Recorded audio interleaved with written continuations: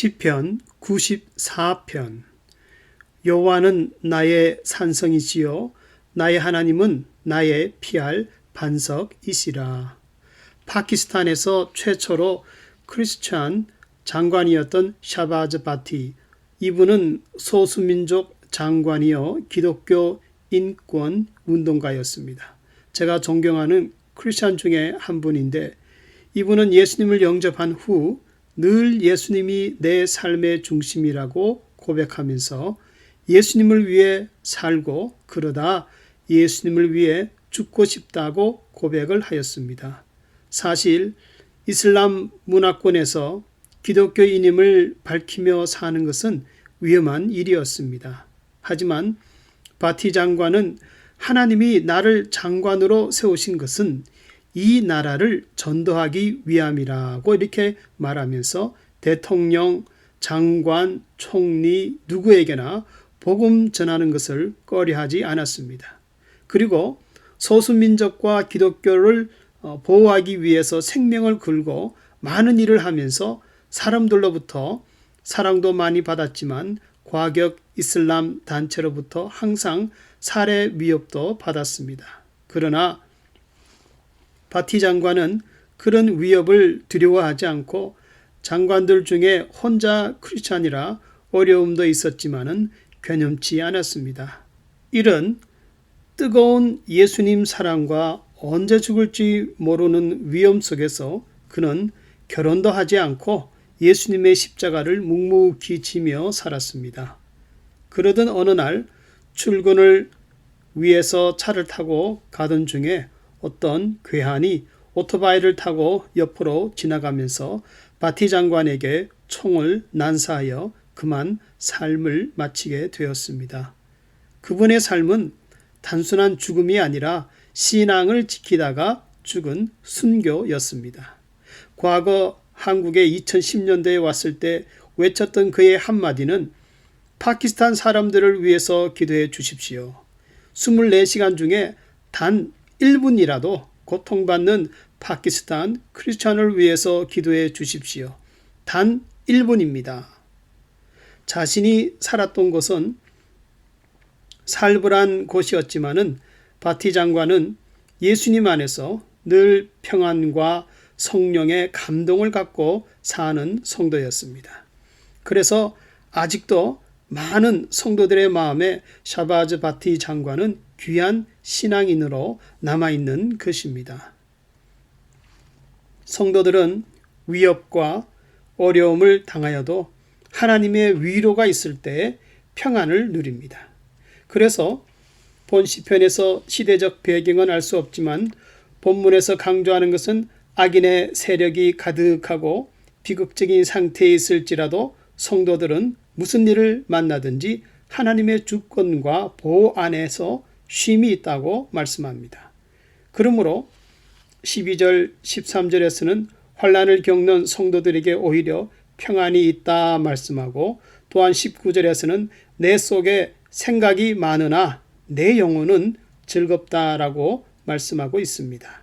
그럼 악인들의 행위가 교만과 핍박과 약자를 죽임과 하나님을 부정하는데, 그런 양심의 가책이 없는 무서운 환난을 악인들로부터 성도들이 당하는데도 왜 평안과 쉼이 생기는가? 그 이유를 살펴본다면, 첫째로 9절에서 11절을 보면 성도가 당하는 모든 것을 하나님이 다 아시기 때문입니다. 귀를 지으신 자가 듣지 아니하시랴. 눈을 만드신 자가 보지 아니하시랴.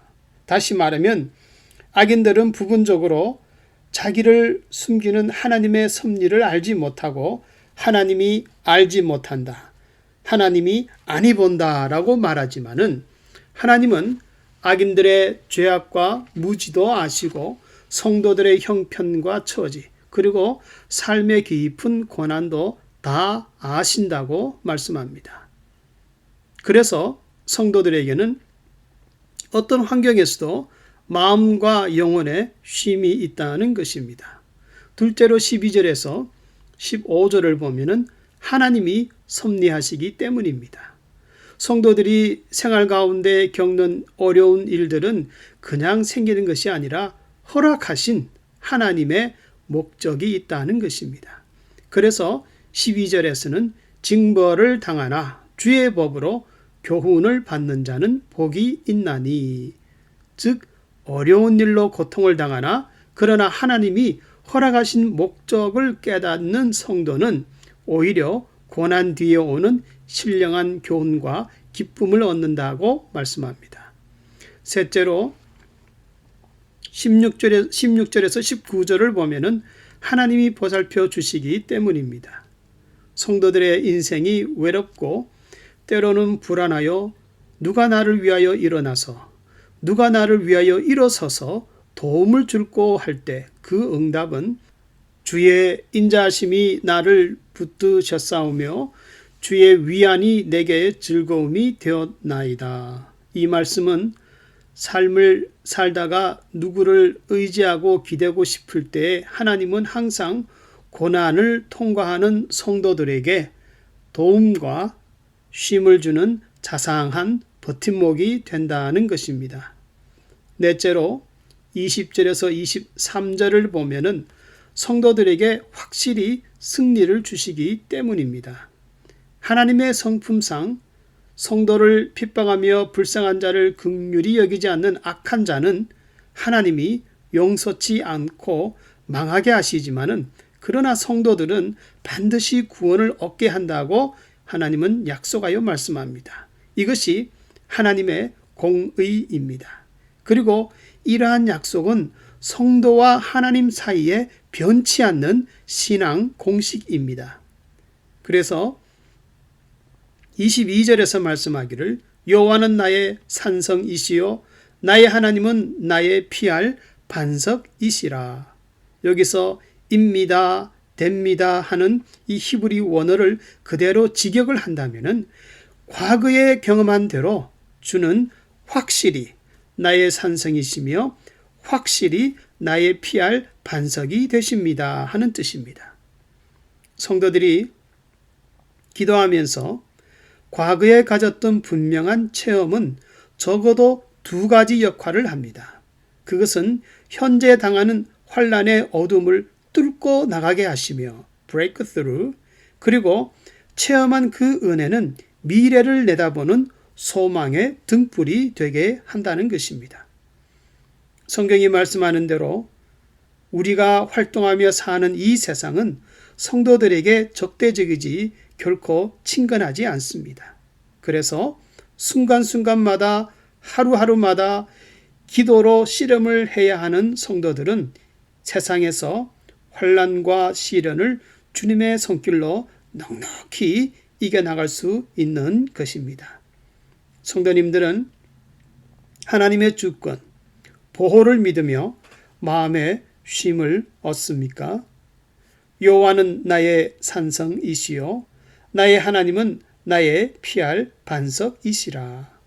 성도들이 하나님의 주권을 믿고 실제로 가장 먼저 행할 수 있는 믿음의 행위는 기도입니다.